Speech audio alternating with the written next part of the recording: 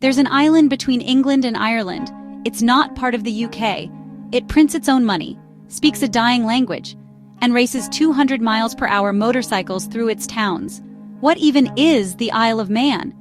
In the middle of the Irish Sea, quietly nestled between Great Britain and Ireland, floats one of the most misunderstood pieces of land in all of Europe, the Isle of Man. It looks small on the map, easy to ignore, but the closer you zoom in, the stranger it gets. First off, what even is it? It's not a country. It's not part of the United Kingdom. It's not a British overseas territory like Bermuda or the Falklands. And yet, it's got its own government, its own money, its own tax laws, its own language, and a truly bizarre flag made of 3 armored legs spinning in a circle.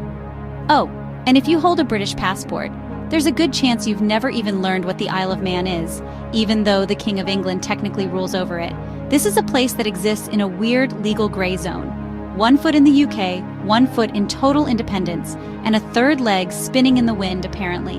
It has no army, no embassies, and yet somehow it's home to billion-dollar companies, world-famous races, and an identity that's lasted for over 1,000 years. To really understand this island, you've got to follow the money. Here's where it gets tricky. The Isle of Man is what's called a crown dependency. That's a term that sounds official but tells you almost nothing. In plain English, the Isle of Man is technically ruled by the British monarch, but completely runs itself. It has its own parliament, its own police force, its own courts, its own tax system, and yes, its own laws. If someone breaks the law in the Isle of Man, they're not being tried under British law. If a business wants to register there, they're not paying the UK's tax rates. If locals want to change abortion law or drug policy, they vote through their own system, not the British one. The only thing the UK really does for the island is protect it with its military and represent it internationally, if needed. But most of the time, the Isle of Man acts like its own independent country, without ever claiming to be one. And its government isn't new or experimental. It's ancient. It's called the Tynwald, and it's not just old. It's possibly the oldest continuously running parliament on Earth, tracing back over 1,000 years to Viking times. Imagine a government that predates the Magna Carta, still in session today. That's Tynwald. Meanwhile, the King of England is still technically the Lord of Man, but in practice, he's more of a symbolic figure, kind of like that one guy at work who's technically on the team, but nobody knows what he actually does. But what makes the Isle of Man a magnet for billion-dollar companies? Well, let's talk cash. If you follow the money on the Isle of Man, you'll stumble onto one of the worst-kept secrets in offshore finance. It's a tax haven. This island of just 85,000 people has built an economy not on farming or fishing, but on loopholes. Here's how it works.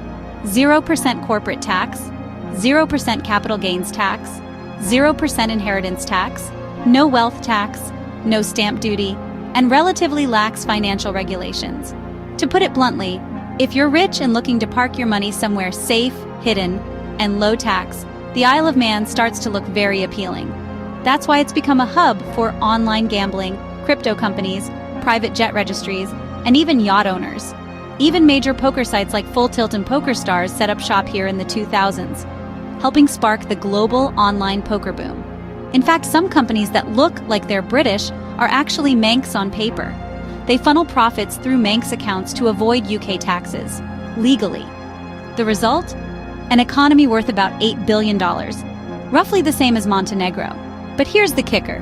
The GDP per capita is around $94,000, placing it among the top 10 richest populations in the world. Sounds impressive, right? Well, not so fast. Most of that money doesn't actually stay on the island. It's booked there, on paper. But the profits and bonuses flow right back to shareholders in London, Hong Kong, or New York. That means locals see far less of that wealth than the numbers suggest. A taxi driver in Douglas doesn't live like a hedge fund manager. But in government stats, they technically share the same GDP. It's a clever game. And the Isle of Man has been playing it for decades. So it's rich, free, and weirdly powerful. But what does it actually look like? Step off the spreadsheet and onto the soil. And the Isle of Man feels like a different world entirely. The land is wild, green, and ancient. Imagine the Lake District, but smaller, more rugged, and even more remote. Windswept hills roll across the center of the island. Jagged cliffs drop into crashing waves, and tucked between them, Old Celtic ruins, medieval castles, and fog-covered villages that look straight out of a fantasy novel. There are no cities here, just small towns. The biggest is Douglas, the capital, which feels more like a seaside village than a global finance hub. In total, the population is just under 85,000 inches, fewer than can fit inside Wembley Stadium. But this quiet land hides an epic past. During the last ice age, the Isle of Man was connected to mainland Britain. You could have walked to it. Then sea levels rose and the island was cut off. Forever. That isolation shaped everything. Its politics, its language, even its myths. It became a kind of floating time capsule, preserving customs long gone from the mainland. It's also incredibly safe. Crime is low. Gun violence is almost non-existent. According to Numbeo, it ranks as the 6th safest place to live in the world. But that peace, it's deceptive. Because once a year, this sleepy island explodes into chaos. But listen to this. The island has its own language, and you've probably never heard it. The Isle of Man doesn't just look and sound different, it speaks differently too. Yes, English is widely spoken, but it's not the island's only language. Tucked beneath the surface is a nearly lost tongue, Manx Gaelic, or just Manx. It sounds like a haunted echo of Irish and Scottish Gaelic, but with its own rhythm, ancient, melodic, and strange. But here's the wild part. Manx officially died. In 1974, the last native speaker passed away. UNESCO even declared the language extinct, but the island didn't accept that. A grassroots revival began. Locals, teachers, activists, even rappers started using Manx again. Now it's taught in schools. Kids learn it from cartoons and video games, and by 2023, over 2,000 people claim to speak it. It went from extinct to critically endangered. And that change came from the people, not the government. It's not just language, it's identity. Speaking Manx is a way of saying, we're still here. We're not just a footnote under the UK. And then, there's the flag. If you've never seen it, brace yourself. It's red, and in the middle are 3 armored legs, bent at the knee, spinning in a circle. No body, just legs.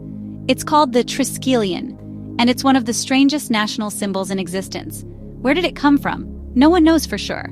Some say it symbolizes motion. Whichever way you throw me, I stand. Others say it's linked to the island's Viking roots.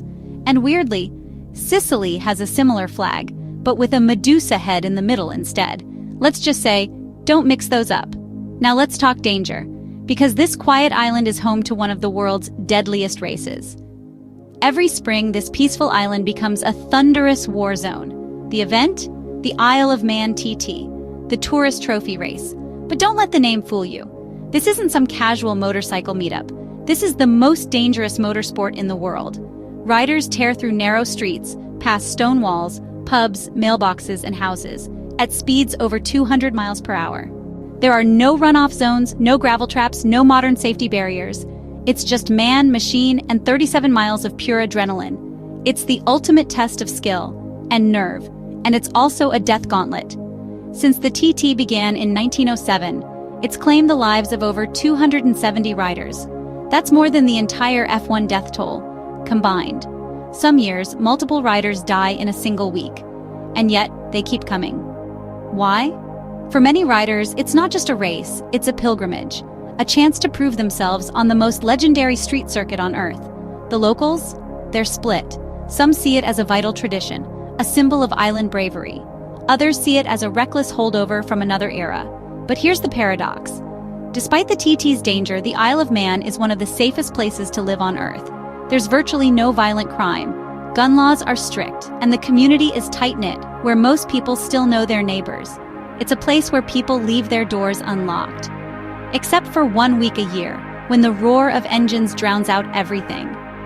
But how does a tiny island pull this all off, and still stay off most people's radar? The Isle of Man is more than just a quirky island. It's a living contradiction, and maybe a warning shot for the future of sovereignty. It's not a country, not part of the UK, not in the European Union, not even in NATO. And yet, it works. It governs itself, it preserves its own culture, it attracts global finance, builds its own laws, and maintains peace, tradition, and individuality on its own terms.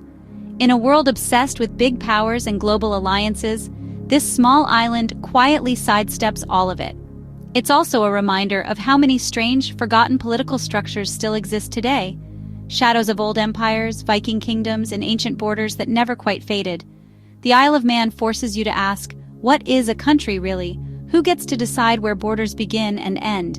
And how can a place that looks like a sleepy green rock hide this much mystery, money, and meaning? So what is the Isle of Man?